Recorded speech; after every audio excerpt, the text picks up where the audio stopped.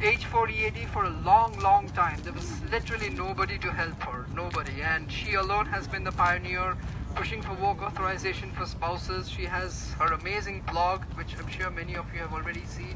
There's so many stories there, and she has played a big role in the rule making of H4080 when it happened. So it was very heartbreaking for us when we saw that this administration could repeal it. So obviously we're going to fight it tooth and nail. Please do not think that we're giving up on it. We're not. We are fighting for H4080 as well. But you have to realize that the H4080 is needed because of the backlog. So we want Congress to eventually pass a law. I-Squared Act, by the way, also has H4080. So that's covered. So that's the reason why we want Congress to pass a law, because once that happens, it's final. It's we don't have to go through rulemaking, and it doesn't go through the administrative procedure. So Rashi is here. Obviously, everybody knows her. So she's played a big role. And Saravana, he's been with me from the very beginning. We registered a group initially. He's been with us. Rashi is one of the members, registered members too. So initially, I must say there was a lot of I won't say pushback, but people were confused. Like, what should we do? What should be our agenda? How should we move this group forward? And initially, we just thought, okay, we will try to bring awareness among people, because there have been many among our community who doesn't even know that the backlog is so long. Many just don't realize it. Unless until you face that opportunity. There's not many articles out there. There's not many literature out there that basically tells you about it. So we initially started as an awareness group, but these, Rashi and Saravana, they were the biggest pioneers who sort of forced into, okay, let's do something. We have to, we have a big group. We started getting members. People got excited. Obviously Harshit and other members started joining in. Nitin, so many members started joining in. Rubal obviously has been a big part. Anirudh has been a big part. And Fazal has been, by the way, the logo has been designed by Fazal, so he deserves a big credit. We didn't even have a logo, so Fazal was the guy who designed our logo. 3 years before.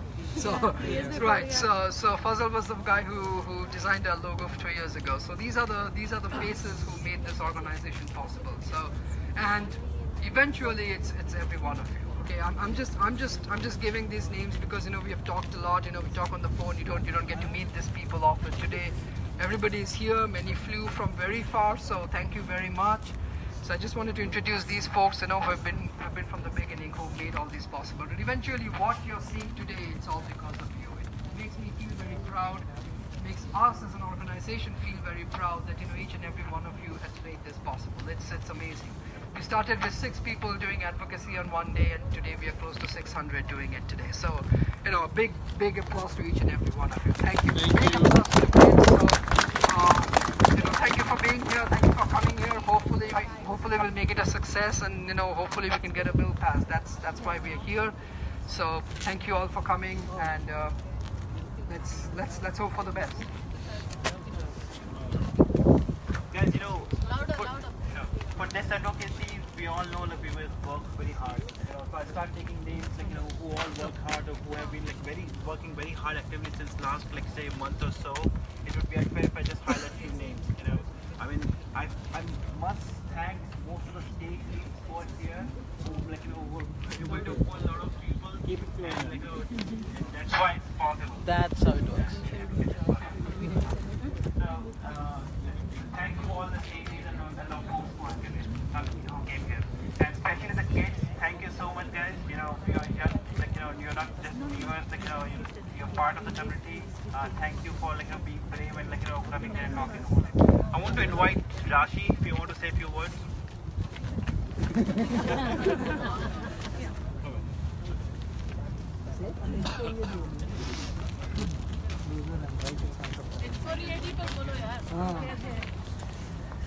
Hello everyone. Hello everyone. I'm not a very good orator, so First of all, I would like to thank everyone for coming here and doing this advocacy. I'm very much thankful to Anirban because it is my page, but it is due to Anirban, his meetings and his constant support. This rule has come. And right now short of words actually, with so much love has been given to me. And right now our situation is not that great, and with a lot of these bills coming, we are really looking forward for a community support. And I'm really thankful that you guys have made it here. Yeah, made it to this event, and thanks again. Thank you. Have gotten permits. America has created more jobs than that within a month. So it's very difficult to say that, just because one immigrant takes a job doesn't mean it takes away a job from America. High-skilled immigrants also create jobs. That's what we want to push for. And there are many people who have gotten these permits and have actually started businesses and have created jobs. And I want to, get you introduced to that person. You can talk to that person about how this person created a job and how the business is I'm a school teacher. I've been working here in this country for 11 years. I'm not taking away any American job.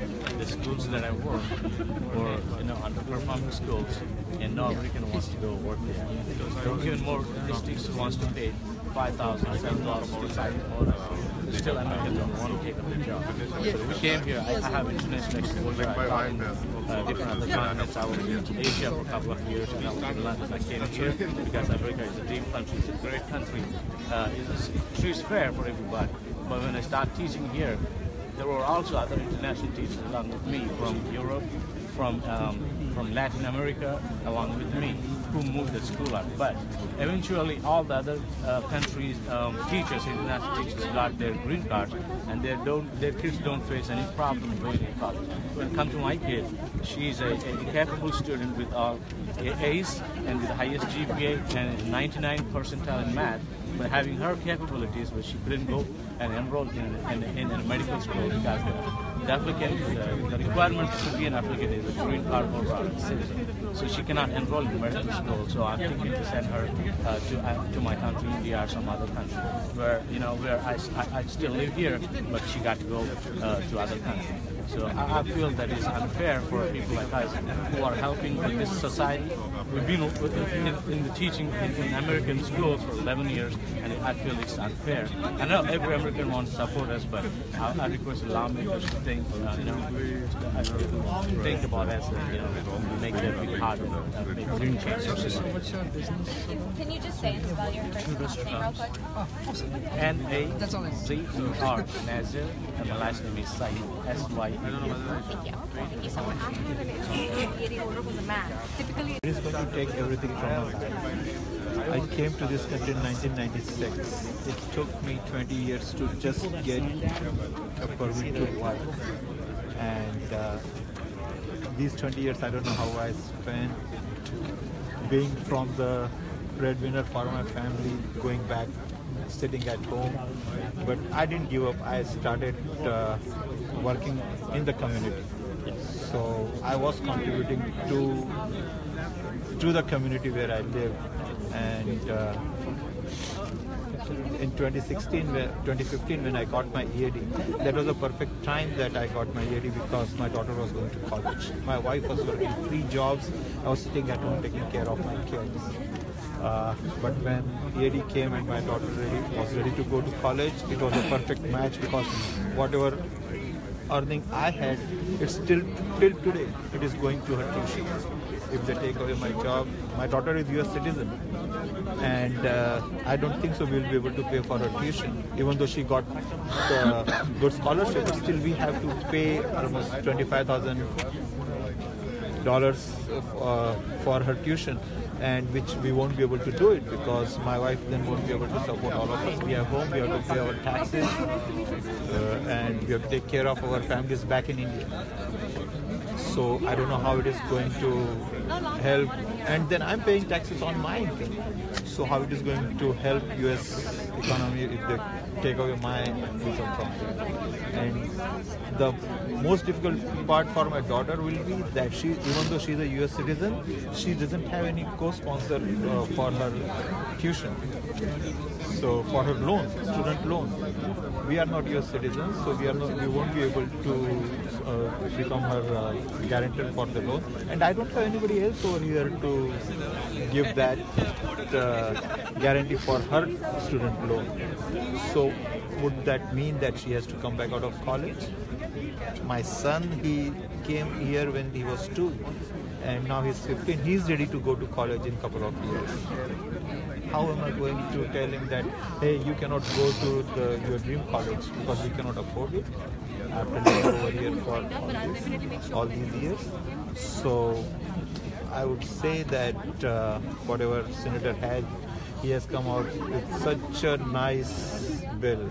I would request everybody, every congressman, every senator to support that bill and help us out to just end this weight of being called us Americans. We are Americans, we are Indian Americans, but we are Americans because we have lived our whole of our life over here. So just give us justice.